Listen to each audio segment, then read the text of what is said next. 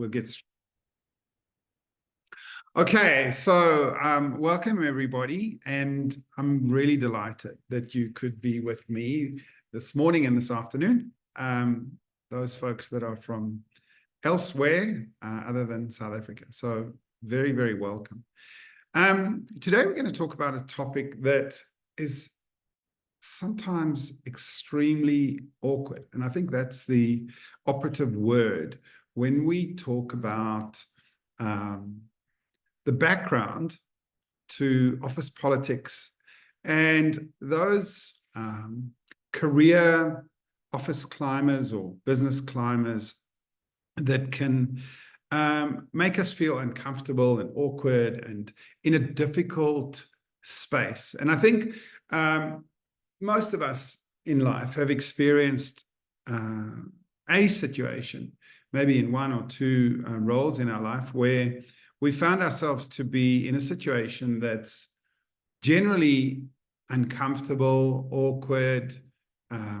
We feel that someone is doing the corporate climbing, they're dominating us, or we go to bed at night and we worry about either what we said or what we are going to say tomorrow. And as soon as you start ruminating and suffering from lack of sleep or stress before you even get to work, that's definitely a sign that the office politics are on the decline and that it's potentially a space for a toxic environment to develop. So basically, I want to address that issue today. And yes, I've had that in my career as well, where I found it really awkward and I didn't quite know how to deal with a situation like this. But today, what I'm going to do is I'm going to break this down into different steps. There are only 5 slides.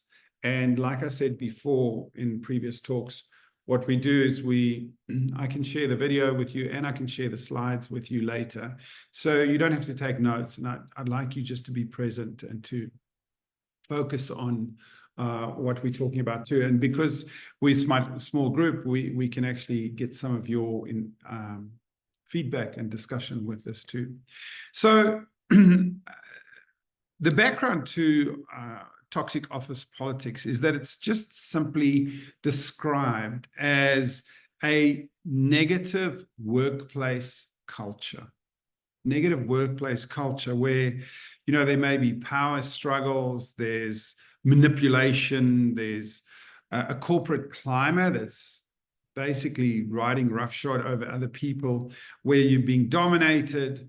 And all of this is at the expense of a collaborative, trusting team. So the common values that we all may associate with and relate to are being thrown out the window because of, and in many instances, it's just one person that may be in the office. And it's been researched, and the research is that 59, let's say 60% of people or employees believe that office politics creates a toxic work environment.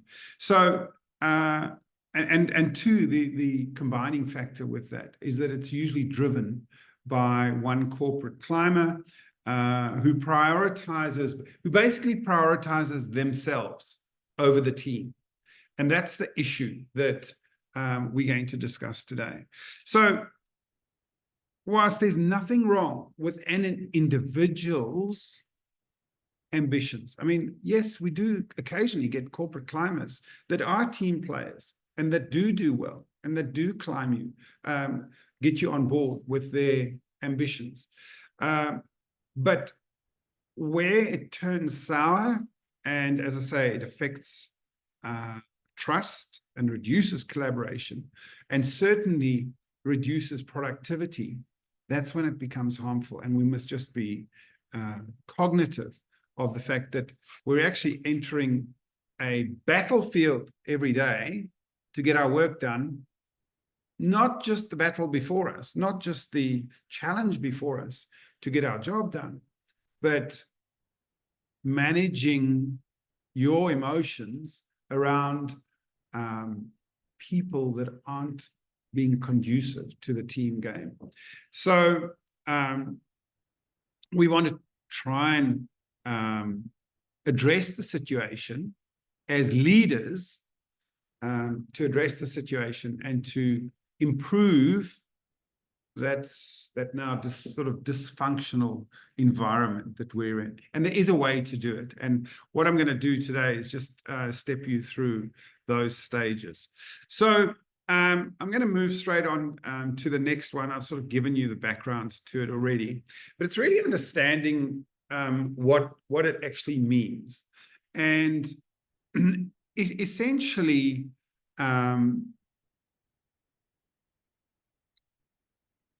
toxic business climbers or career climbers are really in a struggle.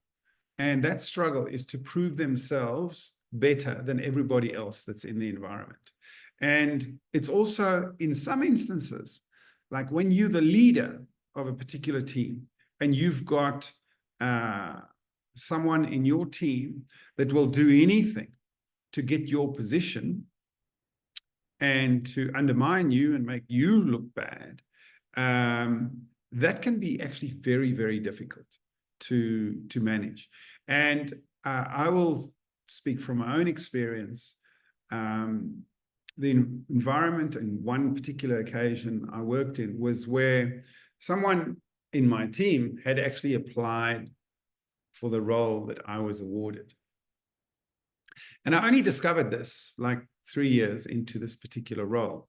And I could not understand why there was a lack of cooperation, why there was this sort of disdain, there was sort of a consistent aggressiveness towards my leadership. And I found that there were complaints and jobs were done. And then, like a board member or another director was brought into this, and people were discussing their success, or a team member of mine was discussing their success with someone else instead of with me, to put them in a good light, so that it kind of felt to me that I was being undermined the whole time. And that impact was really something I found very, very difficult to handle, because in this particular instance, it was a female, and I always found it difficult to raise these subtle, nuanced undermining of my leadership, and the sort of the almost innocent bragging that was happening, but with other directors about their successes, and that wasn't actually coming through me. And I found that very difficult to handle. And if you're a leader in a situation like that, one needs to be very, very careful of how you handle that particular thing. But what it did create in my mind was a huge sense of distrust. And it felt that those results and those successes were manipulating the situation and deliberately trying to undermine me. I just want to, though, make a distinction between a sort of a toxic office politics and what they call hostile work environment. Now, I think there's very definitely a difference between what's called a hostile environment and a toxic environment. And just to give you an example of what a hostile environment, work environment, that's kind of sexual or racial harassment, which, I mean, is completely unforgivable and must be addressed absolutely immediately through the proper channels. And then, where we get discrimination, where there's consistent aggressiveness to you. Let's say you go to a meeting and there's someone who always talks over you, or who never gives you the opportunity to discuss something, or who claims work that you've done, or who takes work from you that should generally have been awarded to you. That is when you feel ridiculed. You could be sort of victimized. That's actually hostile. And where someone constantly complains or threatens you in your work environment, if you don't get this back on time, these are the consequences. That's actually a hostile environment. And that needs to be addressed by the leader. So I think too that we all know what a toxic environment is, because it sits in your stomach. It's that gut feeling. When something's not right. And it's that feeling that you may have difficulty in identifying yourself because of the subtlety of the whole thing. But that I would strongly advise you to speak to someone about, and it's something that is real. I'm never going to say that if someone feels uncomfortable at work or doesn't want to come into work, that it's for any particular, for any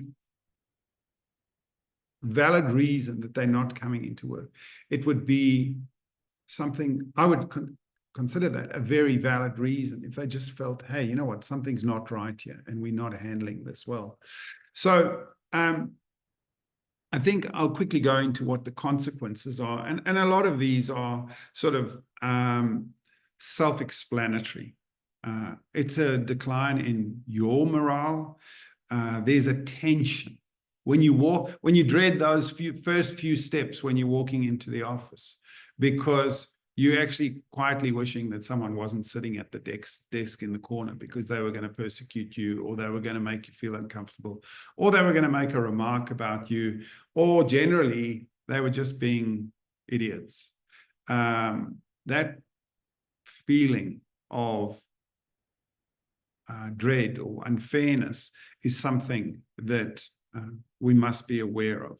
And essentially, it's at a glance, I would say, it's a mental health issue that you are going to be feeling as a consequence of this sort of toxicity in your work environment. I read, when I was doing a bit of reading around this talk, it was actually about what they called incivility. If you're not civil to someone, if you're not respectful and civil with someone, it is actually being toxic. And civility at work, I say to myself, would you speak to this person in the same tone? And remember, a tone is something that you quickly detect, because you might say something, but it's that smirk on your face, or it's the tone of voice, or it's the body language that comes through as shitty. You're not comfortable. The way someone spoke to you about something.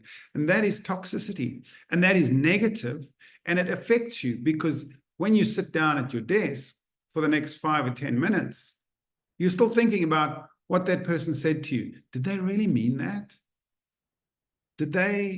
Why did they say that? Why did they speak to me like that? Is it something I've done wrong? Have I dressed funny? Have I said something wrong? Have I not done something for them? Are they jealous of me? And all of that creates this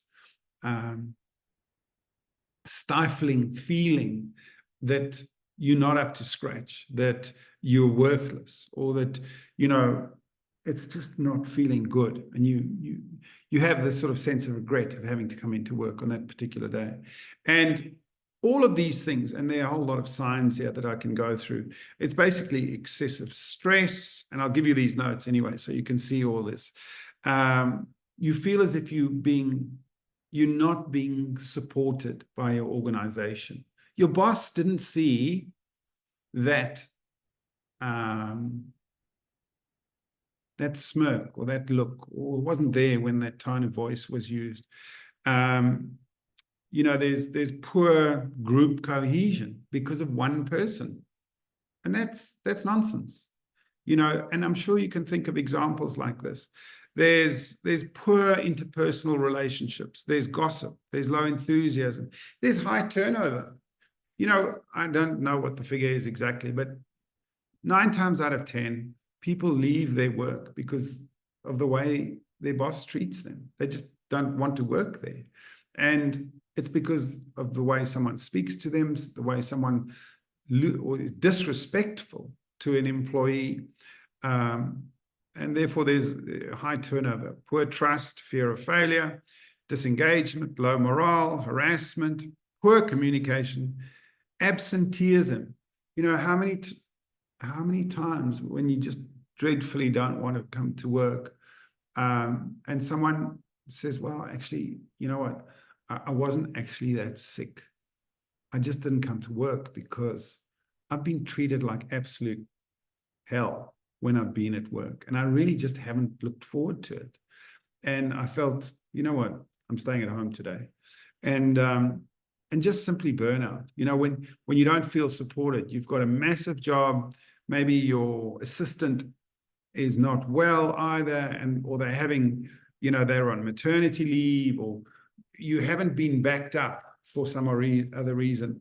These are all the consequences, as I say, of feeling unsupported, inadequate, and burnt out in your role. And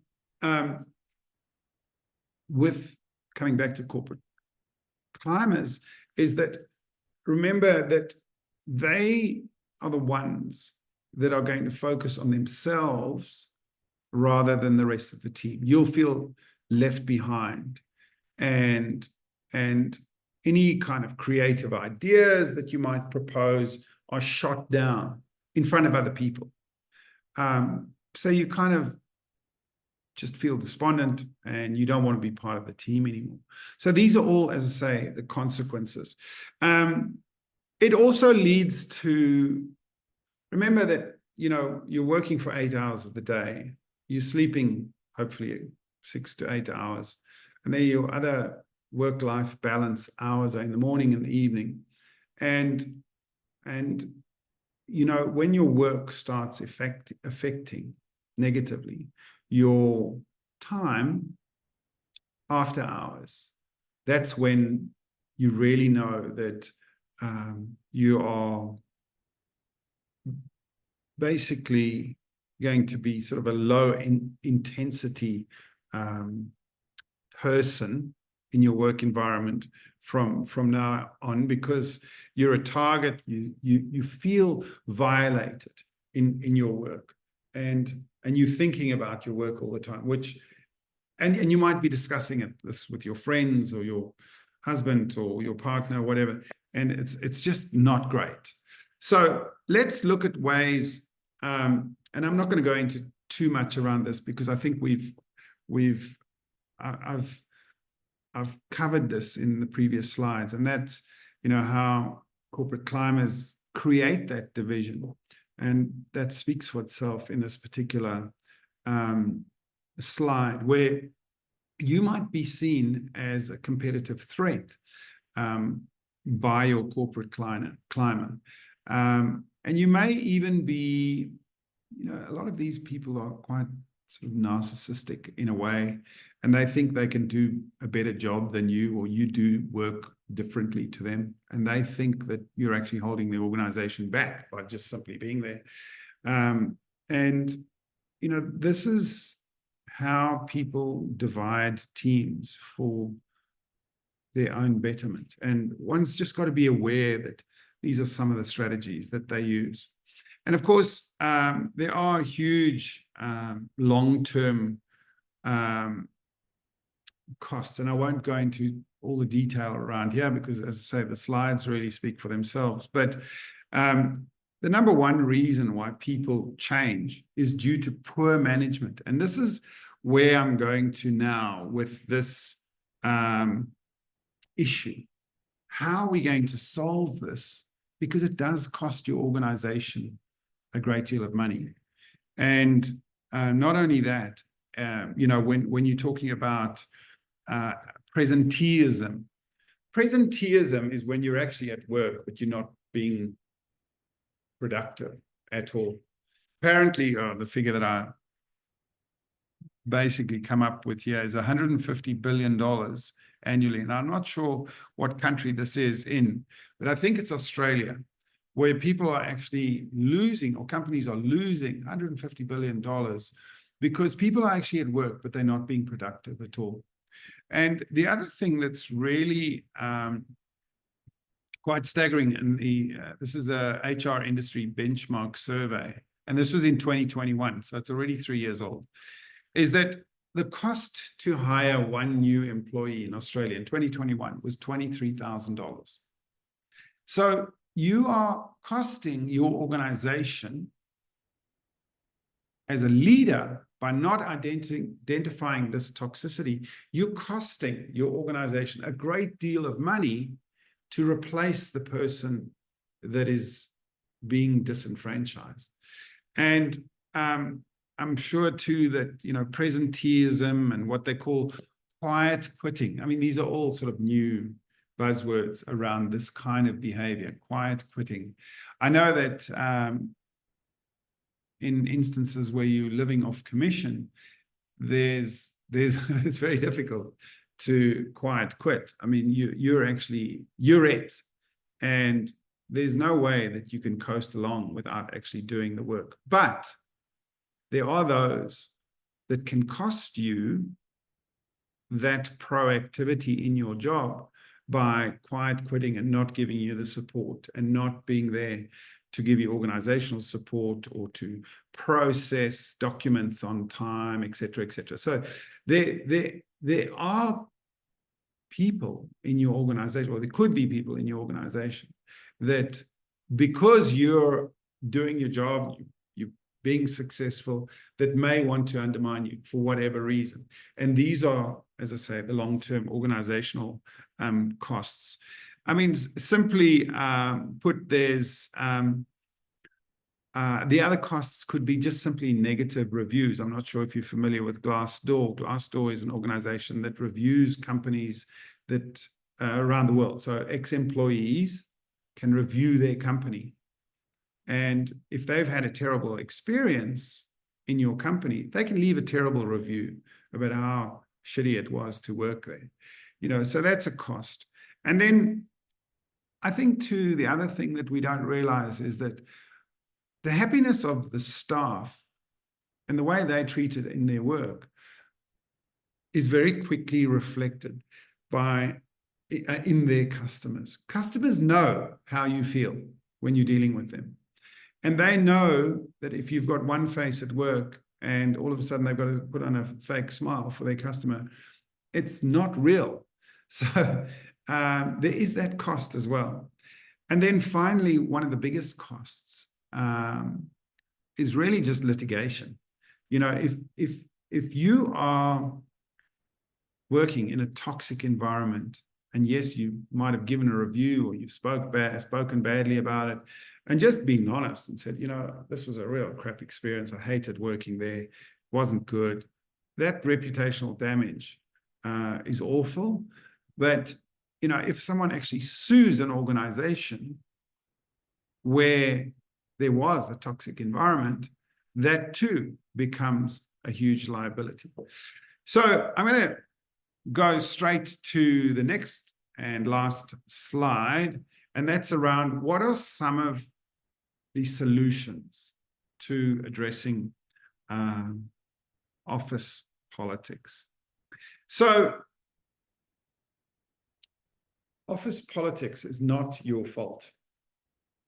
It's actually an environment that has been created or been allowed or been permitted by your leader. So it actually comes back to the direct responsibility of the leader of the team. The leader of your team needs to be aware of what is going on in your office. So if you do experience something that is narky or nasty, or I'm not talking about, tattletale, minor stuff that may be a joke, but it's very worthwhile having a conversation, or first having a good understanding and self-awareness of what is going on, and then perhaps having a conversation with the person to clarify something that hasn't gone on well, and then escalating that to your boss and saying, hey, you know what? I've had this experience with one of my colleagues. I didn't feel great about it. What do you think? You know, I'm not being a tattletale here. I'm not trying to undermine them. I just didn't feel great about this conversation. I didn't feel that this person was supportive or collaborative, and it didn't actually, this kind of conversation didn't reflect, I believe, the organization's values of inclusivity, trustworthiness, and, you know, teamwork. It didn't reflect that, and I'm uncertain of how to deal with that, you know. So I would say, okay, one of the solutions is to build that culture of trust with your boss and with your colleague, and then to perhaps understand that this person, this corporate ladder climber, is the way they are, and have the conversation with them. Look, I'm gladly here. I'm gladly willing to help and support you and to work collaboratively with you. But I would really appreciate, or I really feel that it'd be even better if we went about things and you X, Y, Z, you know, and having that open conversation with someone. And, you know, fostering that openness in yourself and vulnerability in yourself to say, you know, let's understand you're young and ambitious and you're doing this and doing that. And without stifling their enthusiasm or ambition, explaining where you come from and how you are managing at the moment. And you know what? People have different circumstances. They might be, and I'm not necessarily just blaming young people here, they might be in a different stage of their career to you. And you've got family commitments, you've got wider commitments that permit you only to have this level of commitment to your work. And you're doing your best, and you're doing a great job, but they're still criticizing you. And the best way is to have a cup of coffee, maybe more. I've been in a situation where I've had to speak to someone on a number of occasions and say, look, you know, this is not comfortable, and your colleagues are not comfortable about the way this is working out. And have that meaningful conversation. Share some of your personal stories and get them engaged with you on another level where you can actually demonstrate that, you know, your sort of collective success, is valued even greater than just individual success. So how else can we address the solutions to office politics? I've found that going for a walk with one of your colleagues at lunchtime, not sitting in a restaurant, not being that intense, just saying, hey, you know what, I'd like to have a chat to you about, you know, this particular sale or this particular event or this particular hiccup that we've experienced. Let's go for a walk and let's just chat about it. You know, go to a park or something, and be transparent, you know, and be normal and be how you would be after hours, and not feel the weight of pressure or the weight of stress that you may feel when subconsciously you walk into your office environment. Just get out of your office environment and have a discussion with them, and raise awareness with them. What are pre-stresses with you? You're being real. And of course, you may not necessarily want to expose yourself too much in the sense that you might feel vulnerable in future, that they might use this against you. You don't necessarily have to take it that far, but you can express your discomfort when things are said that that trigger you and that may trigger them about you. So it's really just about having that conversation. I think too that you mentally need to try and detach yourself from the situation.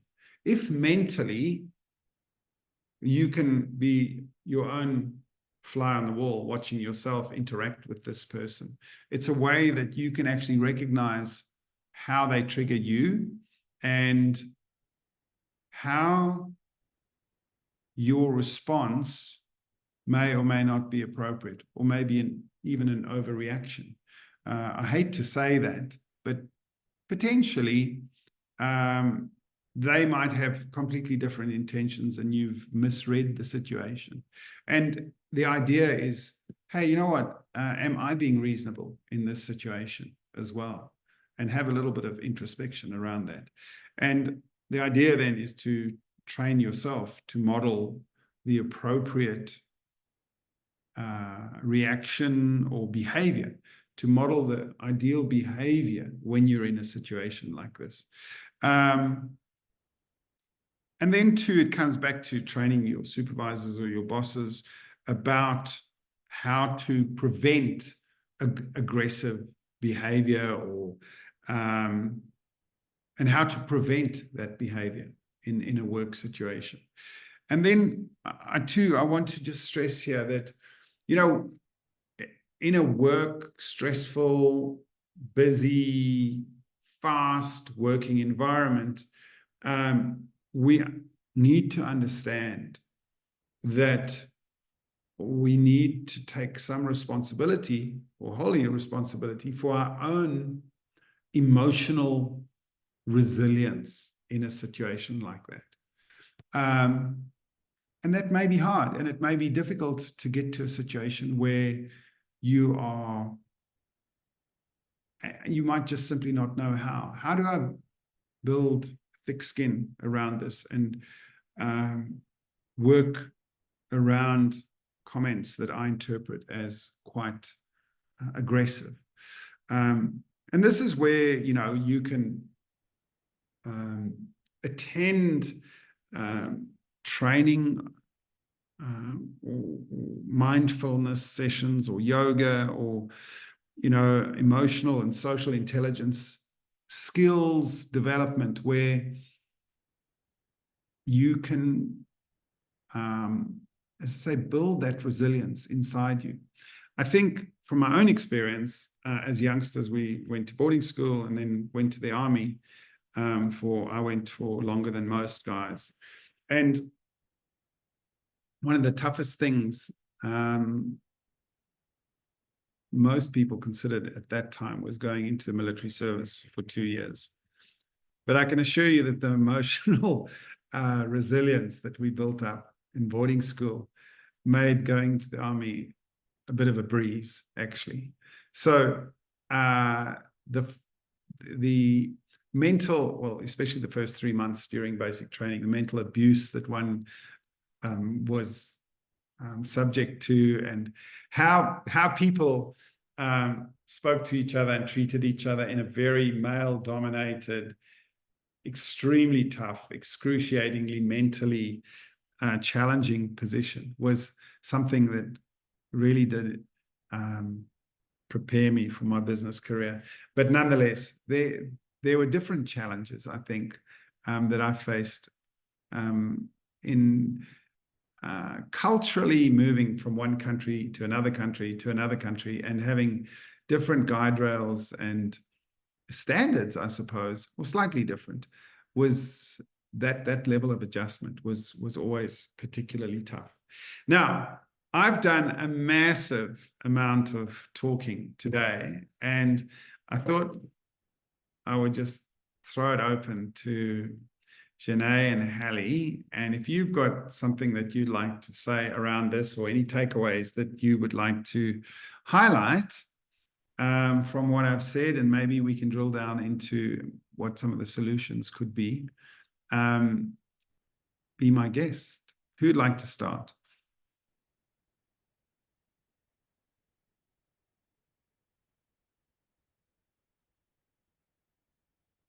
Janae, would you like to start? Yes, I mean, I particularly have found what you've had to say very interesting and rewarding, helpful to me, because I'm not, as you know, in the same situation where I am a corporate leader, because I run my own little team and have to self-motivate every day, but do report to managers. And last week I had a particularly difficult meeting with my managers, and they basically character assassinated me, because there have not been the required sales that I've normally done. And it's been very hard for me to go back into the office and also continue being in an environment with these people. But I realized that because I'm older and I've started many different sales environments, that every time you leave and you start again, you start from scratch. So it's a very bad time personally for me. So I've almost got to suck it up and just pretend that there's no problem and just carry on working, but at the same time looking elsewhere and having absolutely no respect for the people who are my managers. Yeah. Yeah, so it was interesting to hear and helpful to listen to what you had to say, because I think as a younger person, I would have stormed out, having a tantrum and just think, well, stuff you, I'll find something else to do.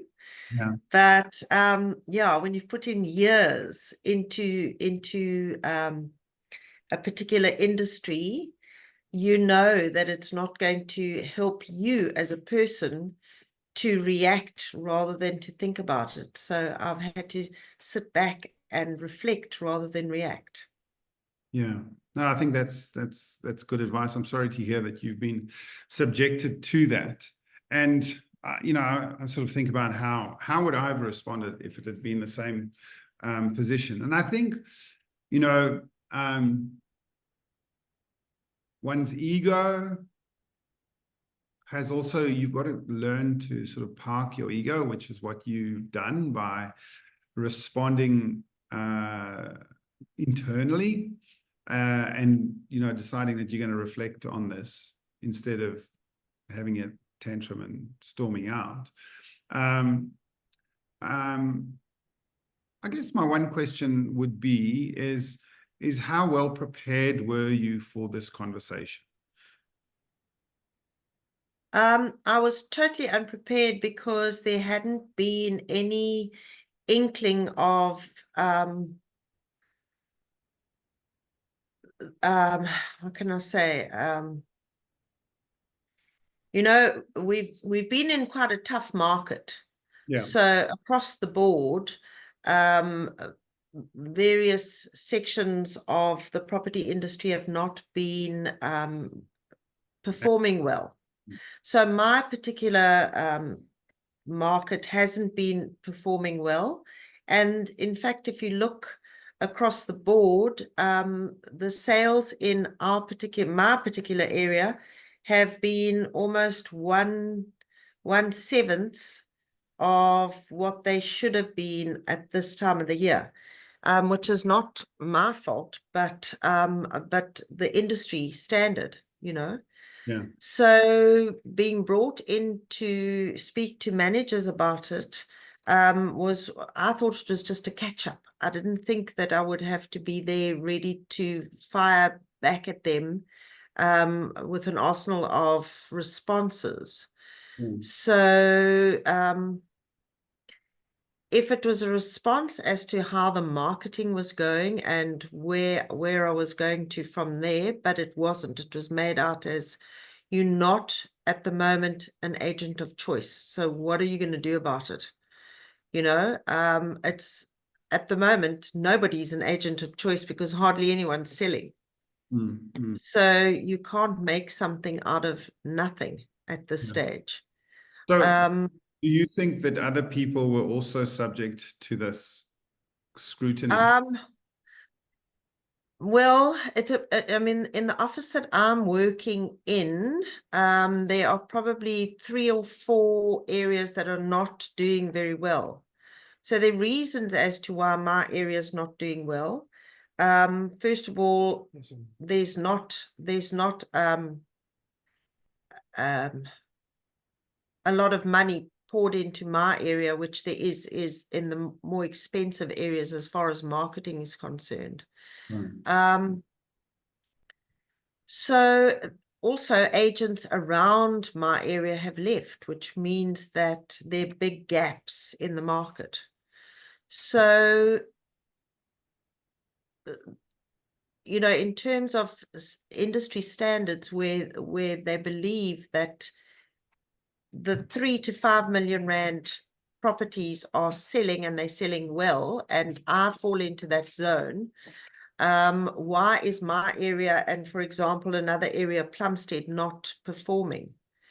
So the reasons that they're not performing is because Plumstead hasn't had a strong agent in it. My area has been performing very well because of me, but because there are now holes around the areas that I'm you know, around me, it means that I'm not getting those same referrals that I was before.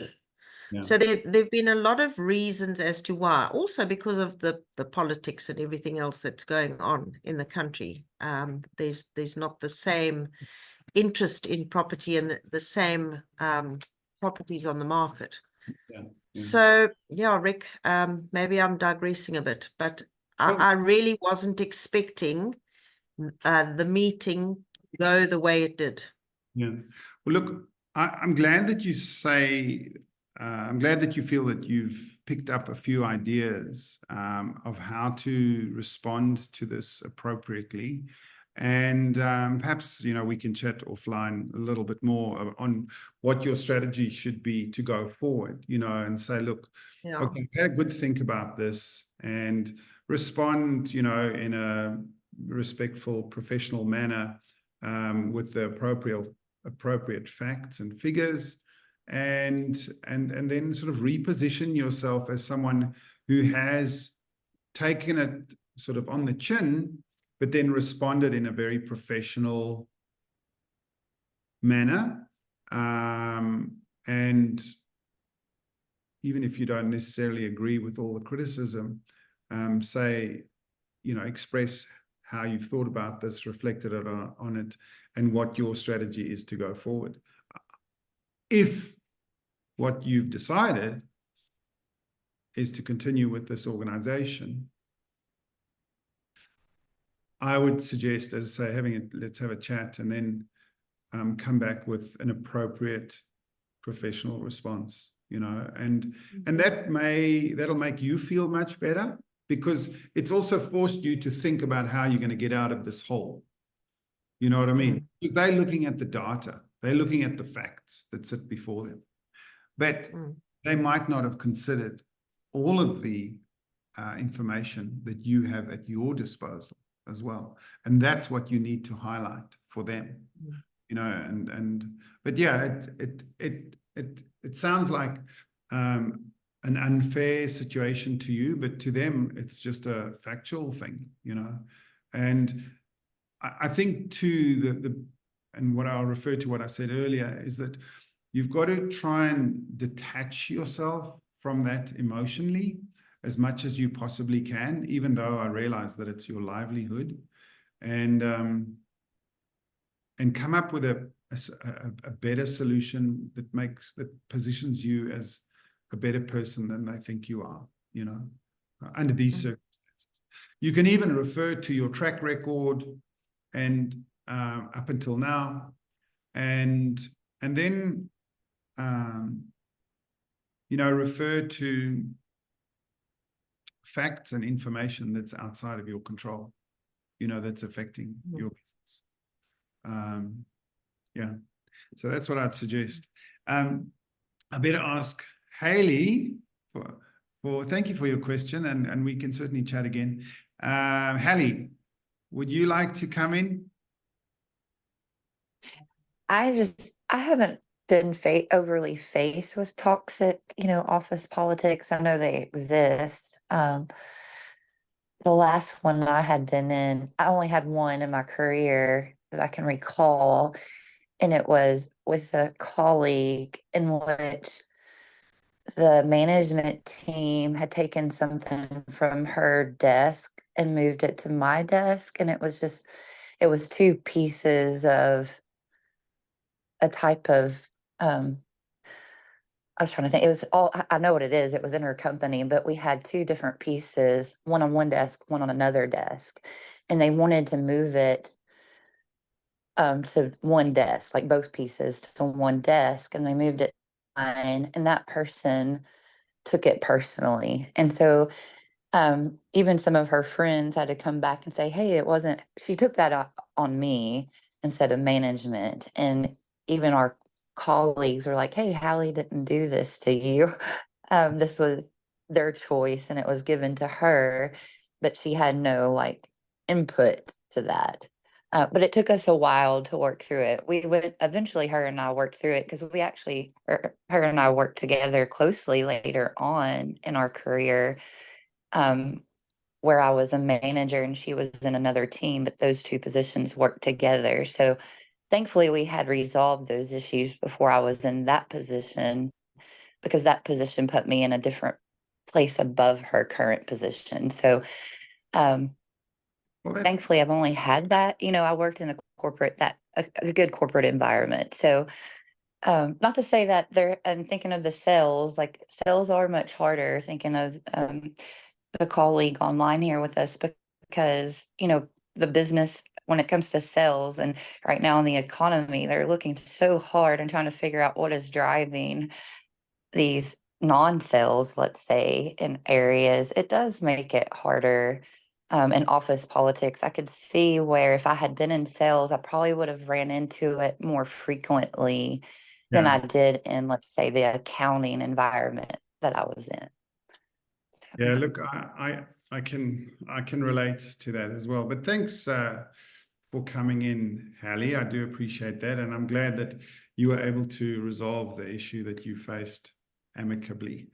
Anyway, guys, you've been great guests. Thank you so much for being here, and I hope that it's been of help to you both. And certainly I want to always thank my very proficient assistant, Frances, who's in the background and who helps do these events for me and put them back online and distribute these recordings to people that weren't able to make it today. So thank you so much, Frances. I really do appreciate that. Okay, guys, I hope you have a great day. Hallie, Janae, I hope you have a great afternoon, and we'll see you around another time.